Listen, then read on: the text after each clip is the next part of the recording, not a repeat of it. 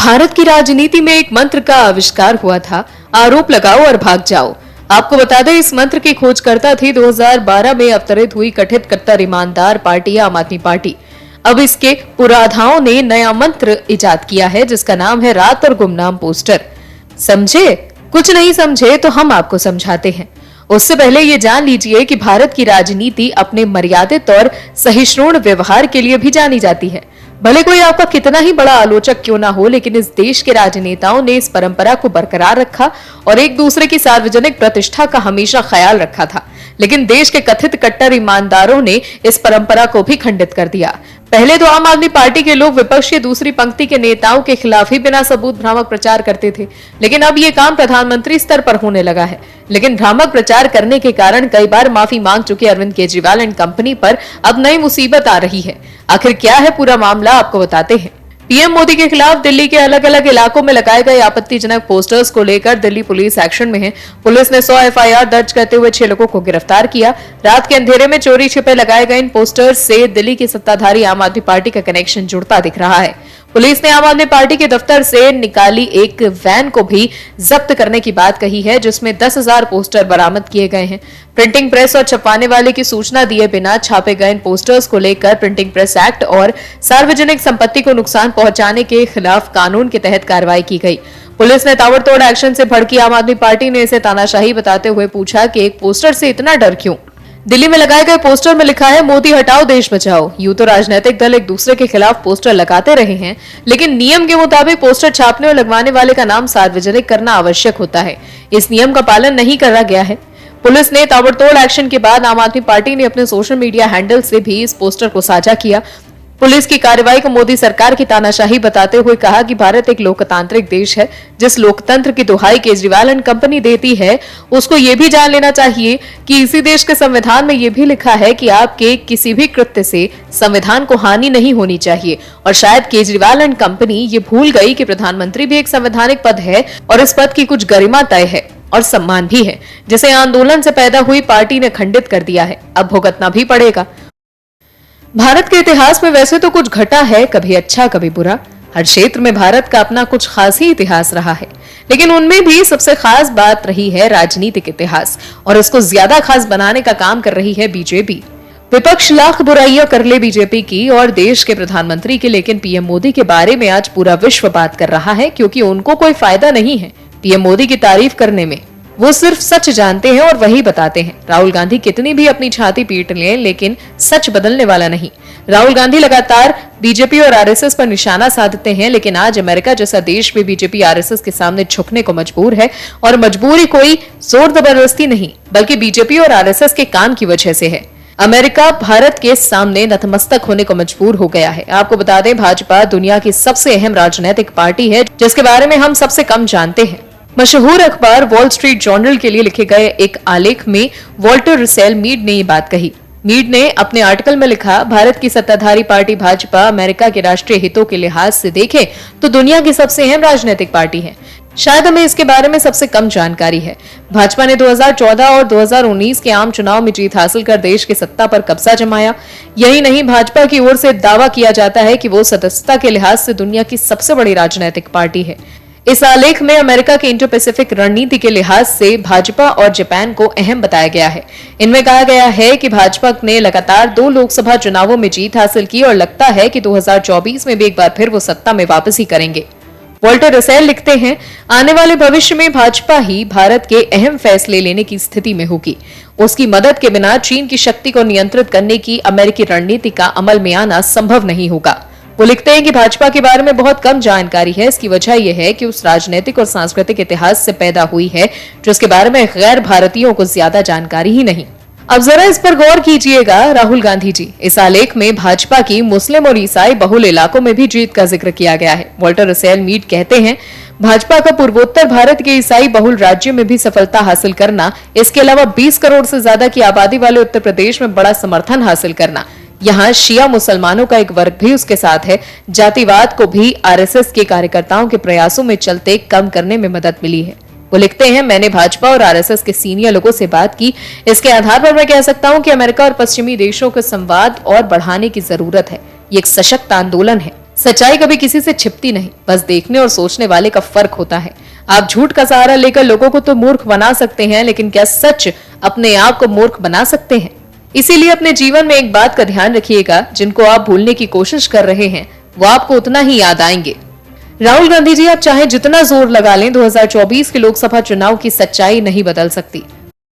मोदी है तो मुमकिन है, इसी नारे के साथ सत्ता में आई बीजेपी सरकार ने यह साबित कर दिखाया कि सच में मोदी है तो मुमकिन है। जो कहा वो करके दिखाया। विदेशों में आज मोदी ही मोदी हो रहा है। हमारे पड़ोसी मुल्क के लोग यानी कि पाकिस्तान की जनता भी अपने देश में प्रधानमंत्री मोदी जैसा नेता चाहती है। ये है मोदी की ताकत।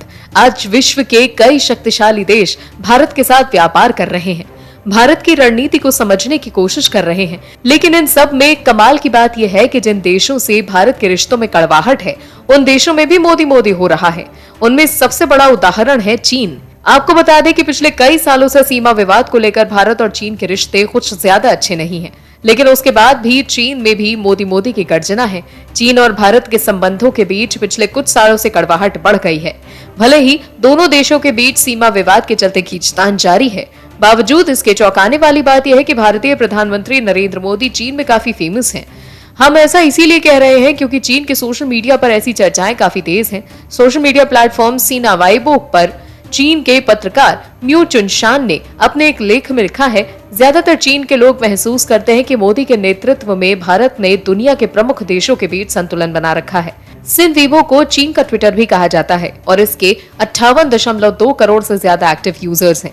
आपको बता दें, अमेरिका के पत्रकार डिप्लोमैट में प्रकाशित एक लेख के अनुसार चीन में इंटरनेट का इस्तेमाल करने वाले लोगों के बीच प्रधानमंत्री नरेंद्र मोदी काफी लोकप्रिय हैं और उन्हें सम्मान से मोदी लाउक्सियन कहा जाता है, जिसका अर्थ है मोदी अमर है। तो वही लेखक म्यू चुनशान ने आगे लिखा है कि मैं करीब 20 साल से अंतर्राष्ट्रीय मीडिया के लिए रिपोर्ट लिख रहा हूं और चीनी नेटिजन्स के लिए किसी विदेशी नेता को सरनेम देना दुर्लभ है। मोदी का सरनेम अन्य सभी से भी ऊपर है। साफ तौर पर उन्होंने चीनी जनमत पर एक अलग प्रकार की छाप छोड़ी है। उन्होंने लिखा कि मेरा एक निष्कर्ष ये है कि कुल मिलाकर दोनों देशों के बीच सीमा विवाद के बावजूद चीनी नागरिकों के मन में भारत के प्रति कोई द्वेष नहीं है।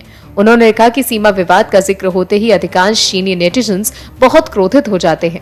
अब ये खबर अगर विपक्ष देखेगा तो वो फिर से अपनी छाती पीटने लगेंगे और कहेंगे कि ये पीएम मोदी की एक चाल है। लेकिन वो कहते हैं ना कि सच छुपाए नहीं छुपता, फिर वो इससे कितना भी भाग ले, समय एक ना एक दिन आपको फिर उसी मोड़ पर लाकर खड़ा कर देता है जहां से आपने शुरुआत की थी। बस फर्क इतना है, पहले आप उससे नजरें मिलाकर बात करते थे और अब नजरें छिपाकर भागते नजर आएंगे। इस देश की समकालीन राजनीति वंशवाद का पर्याय बन गई है। इस देश में मौजूद तमाम राजनीतिक दलों पर अगर आप एक सरसरी निगाह डालेंगे तो आपको दिखेगा कि कई राज्य स्तरीय पार्टी और राष्ट्रीय स्तरीय पार्टी में वंशवाद की जड़ों ने अपना कब्जा कर लिया। ऐसी ही एक पार्टी है भारतीय राष्ट्रीय कांग्रेस, जिसमें प्रथम परिवार के युवराज है राहुल गांधी, जिनकी शायद एकमात्र उपलब्धि यह है कि वो नेहरू गांधी परिवार से आते हैं। लेकिन गौर से देखें तो राहुल गांधी की भारतीय राजनीति से जन्म एक नेपो बीवी की ही तरह 2004 में हुआ था। पिछले 19 साल से लॉन्च होने की कोशिश कर रहे राहुल गांधी आज तक लॉन्च नहीं हो पाए। शायद पूरी कांग्रेस पार्टी ने जिस तरह राहुल को लॉन्च करने की कोशिश की, उतने प्रयास में तो रसातल में जा चुकी कांग्रेस फिर से लॉन्च हो गई होती। लेकिन इस काम में स्वामी भक्ति नहीं थी, इसीलिए कांग्रेस के भी दिग्गज नेताओं ने इस ओर शायद कोई ध्यान नहीं दिया।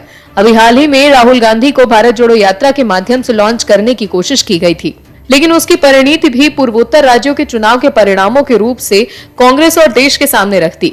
यानी इसको ऐसे समझ सकते हैं कि भारत जोड़ो यात्रा के लॉन्च पैड से भी राहुल गांधी लॉन्च नहीं हो पाए। कांग्रेस ने इस यात्रा के दौरान ये भी कोशिश की थी कि राहुल को विपक्ष के सर्वमान्य नेता की तरह स्थापित किया जा सके।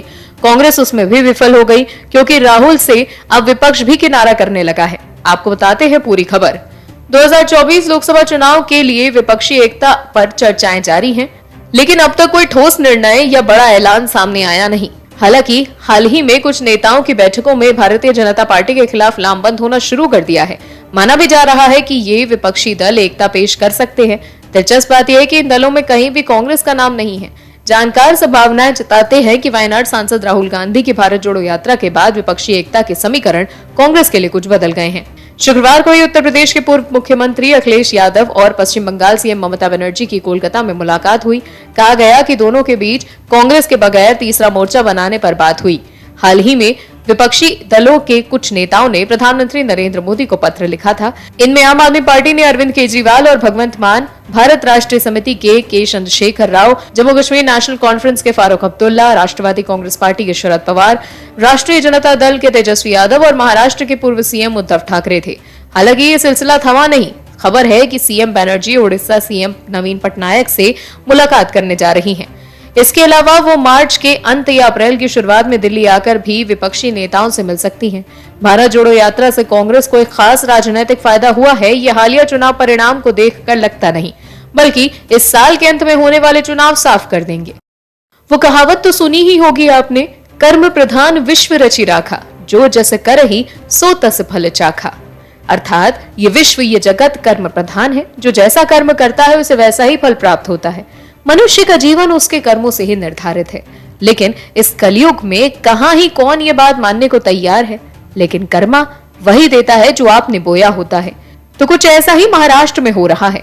उद्धव गुट लगातार किसी न किसी मामले में फंसता जा रहा है और ये उनके कर्मों का ही फल है। उद्धव गुट से सब कुछ छिन जाना यही बताता है। लेकिन अब उद्धव गुट के बाद एनसीपी की बारी है, जिसके प्रमुख हैं शरद पवार। आपको बता दें, महाराष्ट्र में उद्धव ठाकरे गुट से शिवसेना नाम और चुनाव चिन्ह छीनने के बाद शरद पवार की पार्टी एनसीपी केंद्रीय चुनाव आयोग के निशाने पर है। मंगलवार शाम को आयोग ने दिल्ली में पार्टी को तलब करके पूछा कि एनसीपी का राष्ट्रीय दर्जा क्यों न छीन लिया जाए। ये सच्चाई है कि पवार की पार्टी एनसीपी अब राष्ट्रीय पार्टी की शर्तें पूरी नहीं करती, लेकिन मायावती की बहुजन समाजवादी पार्टी, भारतीय कम्युनिस्ट पार्टी और ममता बनर्जी की तृणमूल कांग्रेस भी राष्ट्रीय पार्टी के लिए आवश्यक शर्तों को पूरा नहीं कर रही। इससे चुनाव आयोग ने लचीली भूमिका अपनाते हुए उनका राष्ट्रीय पार्टी का दर्जा कायम रखा है। एनसीपी का दर्जा छीनने की कार्रवाई 2019 के आम चुनावों के बाद ही शुरू कर दी गई थी। 9 अक्टूबर 2019 को इस मामले पर अंतिम सुनवाई हुई थी। 14 दिसंबर 2021 को सुनवाई की तारीख पर एनसीसी का कोई प्रतिनिधि नहीं पहुंचा। पार्टी ने 20 मार्च 2022 तक का समय मांगा था। इसी के अनुसार मंगलवार को शाम 5:30 बजे एनसीपी के प्रतिनिधि को चुनाव आयोग मुख्यालय तलब किया गया था। 1961 में बनी आयोग की नियमावली राष्ट्रीय दर्जा देने के बारे में बहुत स्पष्ट है। अगर वही राष्ट्रीय पार्टी की मान्यता रद्द होती है तो एनसीपी को दिल्ली में मिला पार्टी ऑफिस गंवाना पड़ सकता है। राष्ट्रीय पार्टी होने के नाते ईवीएम मशीन पर उनके उम्मीदवारों के नाम शुरुआत से क्रम में नजर नहीं आएंगे। उम्मीदवारों की सूची से पहले राष्ट्रीय मान्यता और फिर राज्य मान्यता वाले दलों के उम्मीदवारों के नाम वर्णमाला के क्रम में आते हैं। तो एनसीपी के लिए तो वही बात आती है कि चोर चोर मौसेरे भाई। गलत का साथ देने वाली एनसीपी को अब अपने आने वाले दिनों में कर्मों का फल दिया जाएगा। लेकिन वहीं दूसरी ओर बीजेपी भी 2024 के लोकसभा चुनाव को लेकर सतर्क है और अपने विरोधियों को पस्त करने के लिए कुछ भी कर गुजरने के लिए तैयार है। और भी वीडियोस देखने के लिए चैनल को सब्सक्राइब करें और बेल आइकन को दबाएं।